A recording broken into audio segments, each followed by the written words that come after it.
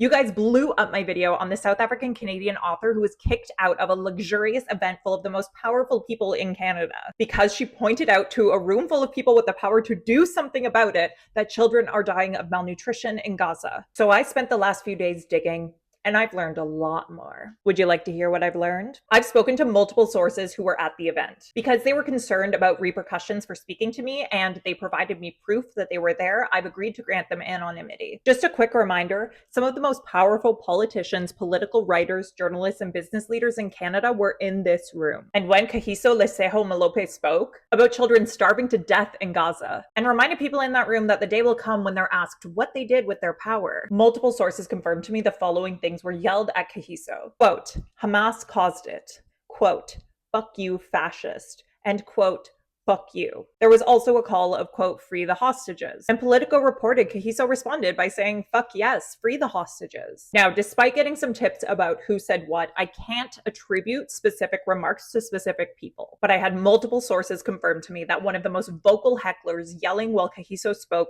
was this man, Dan Mater, a conservative strategist who is on the committee for the Politics in the Pen event and is still listed there as I record this. I reached out to Dan for comment, but he did not reply despite a call, multiple emails, and me giving him 24 hours to reply. I also reached out to the Writers' Trust of Canada, which runs the Politics in the Pen event, at 8 a.m. today. They did not reply despite multiple follow-ups. But they did send a comment to CBC, claiming Kagiso wasn't asked to leave by the Writers' Trust or the organizing committee, which is wild when you consider that journalists documented security escorting her out. And Kagiso told CBC that a man was speaking to security who then continued to hurry her out. That man, she said, was Patrick Kennedy, the co-chair of the events committee. I reached out to him over 2 hours ago, but no reply yet. I'll update you if that changes. Until then, I'll remind everyone watching of the words Kagiso said that day. One day, we will be asked, what did you do with your power? So, what did you do?